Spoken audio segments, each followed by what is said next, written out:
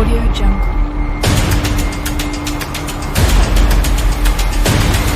Audio Jungle.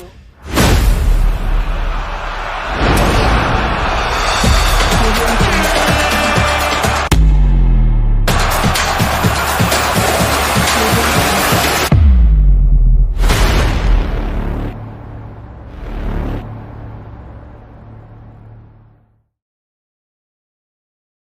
Les amis, bienvenue dans cette nouvelle vidéo sur ma chaîne Lamindoski. Aujourd'hui, on va parler du match d'ouverture. On va parler de l'Euro en général et plus particulièrement du match d'ouverture entre l'Allemagne et l'Écosse. Donc, avant de commencer la vidéo, les gars, je vous demande encore une fois de vous abonner, activer la cloche de notification pour ne rien rater des prochaines vidéos. Partagez les vidéos avec vos amis dans vos groupes WhatsApp. Partagez-les partout, les gars. Donc, les gars, il y a beaucoup de personnes aussi qui regardent mes vidéos sans s'abonner. Donc, les gars, abonnez-vous, activez la cloche de notification parce qu'on va enchaîner. Il y a aussi la Copa América qui arrive à grands pas. Ce sera une semaine plus tard de l'Euro. Donc, les gars, match d'ouverture entre Allemagne et Écosse. Donc, dans l'histoire, l'Écosse n'a jamais battu l'Allemagne en compétition officielle. Donc, ça pourrait être aujourd'hui pour une défaite historique de l'Allemagne contre l'Écosse. Mais pour cela, il va falloir que l'Écosse se donne à 1 million %. Donc, dans cette poule, il y a aussi la Hongrie, une très belle équipe de la Hongrie. Il y a aussi la Suisse qui avait éliminé l'équipe de France lors du dernier Euro. Donc, ça va être une poule assez homogène. Je pense que l'Allemagne est grandissime favori et l'Allemagne va finir. Pour moi, ce n'est que mon avis. Pour moi, l'Allemagne va finir première de cette poule et c'est obligatoire pour que l'Allemagne finisse première de cette poule pour se racheter en fait par rapport aux dernières années parce que ces dernières années étaient des années de galère, des années d'humiliation aussi, des années de chaos aussi en Allemagne. Rappelez-vous, en 2018, l'Allemagne a été éliminée en phase de poule de la Coupe du Monde en Russie. En 2022 aussi, pareil, elle a été éliminée en phase de poule de la Coupe du Monde au Qatar.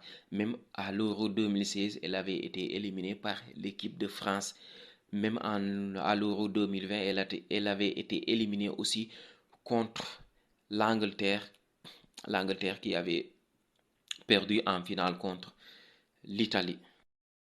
Donc l'Allemagne, cette équipe d'Allemagne aussi doit beaucoup à ses supporters, doit beaucoup au peuple allemand qui attend beaucoup de cette équipe. Donc ça va se passer par une victoire aujourd'hui contre l'Écosse. Donc l'Allemagne doit obligatoirement gagner pour donner confiance à ses supporters, pour retrouver ce charme, pour retrouver cette culture de la gagne, pour retrouver aussi une Allemagne qu'on a connue pendant les années 2000, surtout en 2014 lorsqu'ils ont gagné la Coupe du Monde.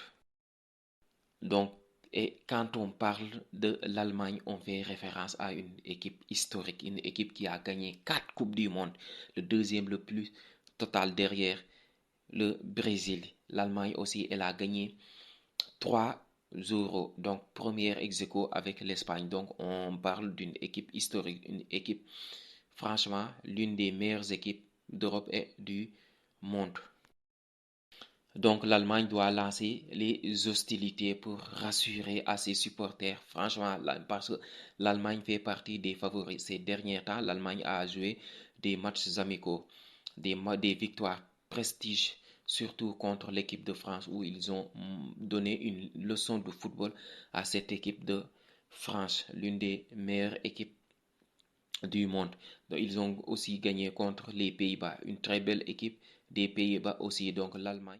Ce qui est très intéressant avec cette équipe d'Allemagne aussi, c'est un mélange entre jeunesse et expérience aussi. Il y a des joueurs comme Manuel Neuer, des joueurs comme Rüdiger, Toni Kroos, Gundogan, des joueurs tellement expérimentés qui ont gagné, qui ont vécu dans cette équipe d'Allemagne et des joueurs explosifs, des joueurs jeunes comme Musiala, il y a Wirtz, il y a Kaya Wirtz aussi, des joueurs tellement bons, des joueurs qui ont fait des saisons exceptionnelles avec leurs clubs respectifs aussi. Donc, c'est ce qui fait le charme de cette équipe. Donc, un mélange entre jeunesse et expérience aussi. Donc, ça va faire du bien à cette équipe d'Allemagne. Donc, des joueurs à suivre.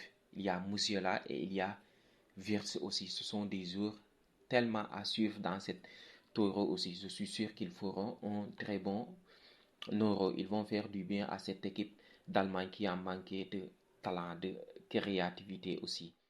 Donc, concernant la composition probable, on aura du classique, certainement Manuel Neuer dans les cases, même si je préférais Ter Stegen parce que Manuel Neuer ces derniers temps avec l'équipe nationale, ça ne va pas en fait. Donc, il y aura Joshua Kimmich qui va jouer latéral droit, même si je préférais au milieu terrain.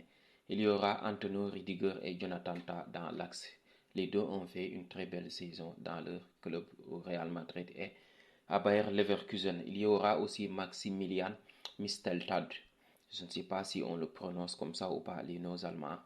C'est un peu très difficile de les prononcer. Il y aura aussi Robert Andrich du Bayer Leverkusen, lui aussi qui a fait une saison incroyable avec ce titre de champion. Il y aura Toni Kroos qui va certainement prendre sa retraite de football, qui a fait une saison exceptionnelle aussi avec le Real Madrid et qui fait du bien avec l'équipe nationale. Donc il y aura aussi les deux joyaux sur les côtés entre Jamal Musiala et Florian Wirtz aussi. Wirtz qui a été élu meilleur joueur de la Bundesliga et Musiala aussi qui fait les beaux jours au Bayern Munich. Il y aura aussi Gundogan qui sera meneur de jeu qui va jouer derrière l'attaquant. Il y aura et Kai Havertz aussi qui va jouer en pointe. Je pense que ce sera un faux nom parce que Kai Havertz n'est pas un neuf de métier. Donc, les gars, ce sera la composition probable de l'Allemagne. Les gars, attention aussi à cette équipe d'Écossaise qui a beaucoup de talent à l'image de son capitaine Robertson qui fait les beaux jours à Liverpool, qui a été le meilleur latéral dans les années 2019, 2020, 2021. Il y a aussi McTominay qui fait des beaux jours à Manchester United, qui marque souvent des buts, un milieu de terrain qui se projette dans la surface adverse. D'ailleurs, c'est lui qui avait marqué contre l'Espagne un doublé lors des matchs éliminatoires pour cette Euro. Il y a aussi Tierney qui a été prêté par Arsenal à la Real Sociedad. Donc cette saison qui a fait quelques matchs à la Real Sociedad, même si le prêt n'est pas aussi convaincant. Donc les gars, il y a une très belle équipe écossaise. Donc attention à l'Allemagne qui doit marquer les esprits, qui doit gagner avec la manière pour donner confiance à ses supporters, pour donner confiance à tout un peuple allemand qui peine à avoir une confiance à cette équipe qui a vécu des difficultés, qui a vécu aussi des drames lors des dernières compétitions internationales à l'image des deux dernières Coupes du Monde, à l'image aussi des deux derniers Euros. Donc je vais faire une petite transition pour parler de mes pronos pour cette rencontre. Donc les gars, je vois une victoire d'Allemagne. Si je peux mouiller un peu, je dirais une victoire 2-0. Donc une victoire 2-0, ce serait magnifique pour le peuple allemand, pour les supporters allemands aussi. Donc je vois une victoire 2-0, une maîtrise pour les Allemands. Donc les gars, dites-moi dans les commentaires vos scores aussi, vos pronostics aussi pour qui sera vainqueur de cet Euro aussi et qui sera vainqueur aussi de la Copa América. Donc les gars, je vous attends dans les commentaires. Donc je vous donne rendez-vous dans les prochaines heures, pourquoi pas le débrief de ce match d'ouverture. Donc les gars, je vous dis à très bientôt.